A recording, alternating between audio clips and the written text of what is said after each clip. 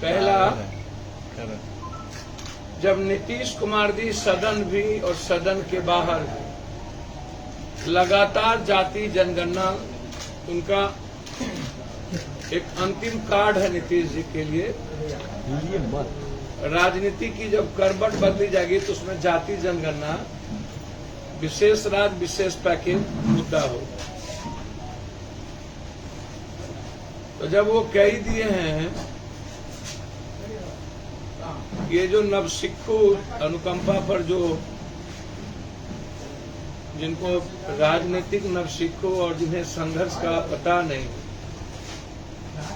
गया से 1 kilometre cycle से नहीं चल पाए, रथ नहीं चल पाई, 10 मिनट धूप में खड़े होने की हिम्मत और क्षमता नहीं, जनता को इतना बड़ा झूठ। अमित शाह जी ने तो जुमला स्वीकार कर लिया, जुमला था। लगातार झूठ पे झूठ।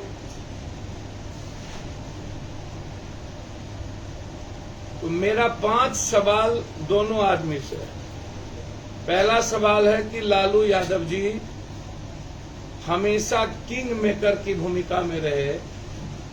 देवेगौड़ा और गुजराल जी को उन्होंने प्राइम मिनिस्टर बनाया और बिहार में भी लालू यादव जी की सरकार थी। तो जाति जनगणना किसने रोकी? उस वक्त ना तो बीजेपी की सरकार थी ना कोई और। लालू यादव जी 10 साल कांग्रेस के साथ 5 साल रेल मिनिस्टर रहे, उनकी सरकार। उस वक्त जाति जनगणना, विशेष राज्य और विशेष पैकेज क्यों नहीं ले पाए? इसका मतलब है कि आप लोग जनता के मुद्दे को जब अपनी बारी आती है तो नहीं करना चाहते हैं।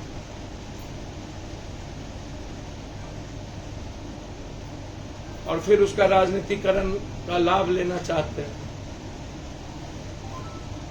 कब तक झूठ फरेब ठग लोग जनता को भरमाएंगे?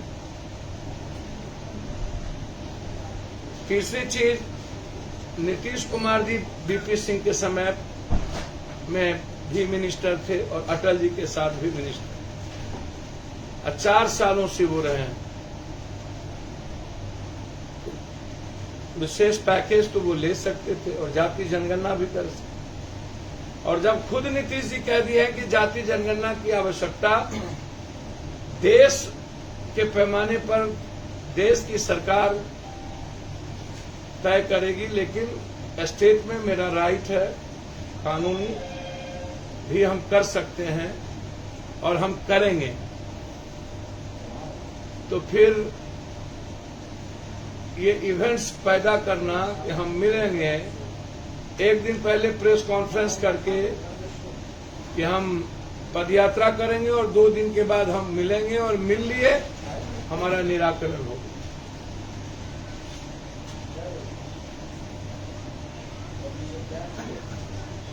इतने दिनों के अंदर सही मायने में राजनीति में जो 5 साल तक लगातार सड़कों पर संघर्ष न कर सके, उन्हें राजनीति में चुनाव आयोग को या पार्टी कानून बना दे कि उसको टिकट नहीं मिले या ऐसे लोगों को नहीं मिले। बिना संघर्ष के ऊपर से जाति, सामाजिक आधार और पिता के अनुकंपा पर चुनाव जीत जाना और हमेशा जनता के बीच जनता के विश्वास को दगा देना, तो इन लोगों ने जनता के साथ विश्वासघात किया। हमेशा बिहार के साथ विश्वासघात किया है, बिहार बंटवारे में भी विश्वासघात किया, नंबर 1। बिहार के विशेष राज्य पर विश्वासघात किया, नंबर 2। बिहार को विशेष पैकेज पर विश्वासघात किया, नंबर 3। बिहार के पलायन को लेकर के चाहे एजुकेशन का हो चाहे मजदूर का हो, उस पर विश्वासघात किया, नंबर 4। और जाति जनगणना पर इन लोगों ने विश्वास किया, नंबर 5। क्या कोई जवाब है बिहार के विशेष राज्य से लेकर विशेष पैकेज से लेकर के जाति जनगणना तक? यदि है तो इस पांचों का जवाब दे दें। दूसरी बात, इस देश में बिहार में ही प्रश्न पत्र लीक क्यों होता है? और जब भी लीक होता है, पहले तो चेयरमैन भी जेल गए। हम इंक्वायरी चाहते हैं रंजन यादव जी के समय से लेकर अभी तक। प्रोफेसर बहाली, जिसमें कई विधायकों की भी बीपीएससी के द्वारा बहाली की गई। पटना साइंस कॉलेज में रंजन यादव जी के समय में जितनी बहाली हुई, लगभग जिनको कोई खरा का पता नहीं, वो प्रोफेसर हो गए। तब से लेकर के अभी तक जितनी बीपीएससी की बहाली हुई है, उसकी पूरी जांच सीबीआई और हाईकोर्ट मॉनिटरिंग के अंदर है। और इसकी जांच मैं बार बार कह रहा हूं कि जाति जनगणना जबकि अभी मुद्दा नहीं था, नीतीश जी ने इस बात को स्वीकार कर लिया, मैं कराऊंगा, तो फिर बीपीएससी जैसी प्रमुख मुद्दों को दिग्भ्रमित सत्ता पक्ष और विपक्ष क्यों कर रही? इसमें अभी डिप्टी डायरेक्टर राजेंद्र सिंह, क्या रंजीत सिंह जी या कई ऐसे लोग, हम तो जांच का ही न मुद्दा उठाएंगे, हम किसी पर आरोप तो लगा नहीं रहे। आर.के. महाजन जी पहले भी संदिग्ध रहे, रेल से लेकर के टीचर वाले में और स्वास्थ्य से लेकर के अभी तक। तो अब जांच में क्या दिक्कत है? अब सस्पेंड किए जा रहे हैं। कंट्रोलर कौन बनाता है? तो यदि वो दागी था तो कंट्रोलर किसके कहने पर बना और किसने बनाया? और दागी था तो फिर वहां पर सेंटर किसने दिया? सेंटर प्रिंसिपल अपने तो नहीं ले लिए। तो जो इसके पीछे बड़ी बचली है, चाहे चेयरमैन हो चाहे एजुकेशन, जिनका कोचिंग चलता हो, लगभग आईएएस आईपीएस जो एजुकेशन में ऐसे जगह है, वो बाहर में कोचिंग भी चलाते हैं। ये कोचिंग माफिया, रंजीत जी का भी कोचिंग, तो कोचिंग माफिया और पदाधिकारी लोग की मिली भगत से जो आज बिहार के युवाओं की जिंदगी हराम हो चुकी है, बोली लगती है, करोड़ों रुपया देंगे तब हम डीएसपी या कुछ बन पाएंगे। समाज के अत्यंत पिछड़े, दलित, कमजोर, अल्पसंख्यक और गरीब किसी भी जात के बच्चे जीनियस होने के बाद बगैर पैसे के नौकरी में नहीं जा सकते। क्या ये सबसे बड़ा मुद्दा नहीं है? इस मुद्दों को विपक्ष ने, सत्ता पक्ष ने दबाने की कोशिश की, क्योंकि इसमें दोनों इन्वॉल्व, और हम इसकी जांच पूरी तरीके से सीबीआई और हाईकोर्ट की मॉनिटरिंग चाहते हैं, ताकि दूध का दूध पानी का पानी हो सके, और पूरी जांच हम चाहते हैं। तीसरी चीज, विश्वेश्वरैया भवन शॉर्ट सर्किट में एक रूम या कुछ जगह आग लग जा सकता है। दबा हुआ जितनी फाइल है उसमें आग लगने में भी देर लगेगी। 3 दिनों तक आग का नहीं बुझना। मेरा व्यक्तिगत मानना है कि किरोसिन तेल, डीजल या पेट्रोल की वहां पर की उपयोग किया गया। जल योजना से लेकर के पीडब्ल्यूडी, आरयू, कई विभागों की फाइल जो लगातार भ्रष्टाचार से लिप्त पदाधिकारी और नेता उसमें इन्वॉल्व थे, उसकी संदिग्ध भूमिका है और उसकी भूमिका की जांच हम सीबीआई से चाहते हैं। इसके पहले भी 3-3 बार आग लग चुकी है कई सेक्रेटेरिएट में, और यह आग भी भारत के सभी स्टेटों में कभी इतने बड़े पैमाने पर 3-3, 4-4 बार नहीं लगी। बिहार में ही क्यों 3-3, 4-4 बार सेक्रेटेरिएट में आग लगी?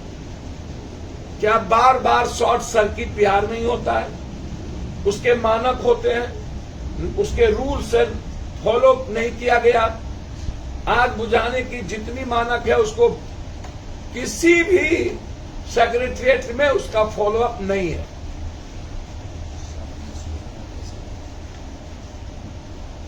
और 7 बजे सुबह में ही आग कैसे लगी? आग रात में तो लगी नहीं, दिन में लगी। तो दिन में क्या सेक्रेटेरिएट के अगल बगल कोई दमकल, कोई चीज नहीं थी? जब हम एक सेक्रेटेरिएट को नहीं बचा सकते हैं तो फिर पप्पू यादव का सीधा है कि आप बिहार कैसे बचा सकते हैं। इसका मतलब है कि बिहार बचाने और बिहार बनाने की क्षमता बिहार के पॉलिटिकल पार्टी और पॉलिटिशियन के भीतर नहीं है। नैतिकता समाप्त है।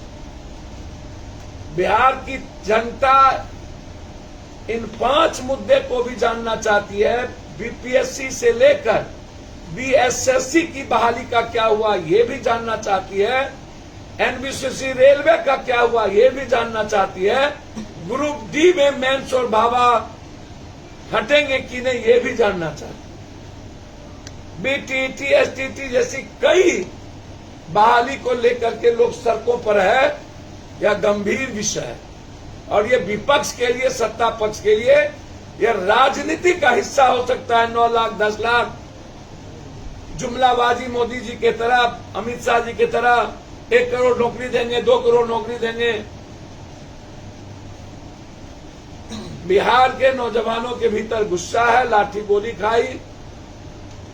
उत्तर प्रदेश की सरकार के बाद भी आज तक जो दलाल बैठे हैं यहां पर टीचर के रूप में, उन दलालों से मेरा आग्रह है बस पैसा कमाइए, भगवान मत बनिए।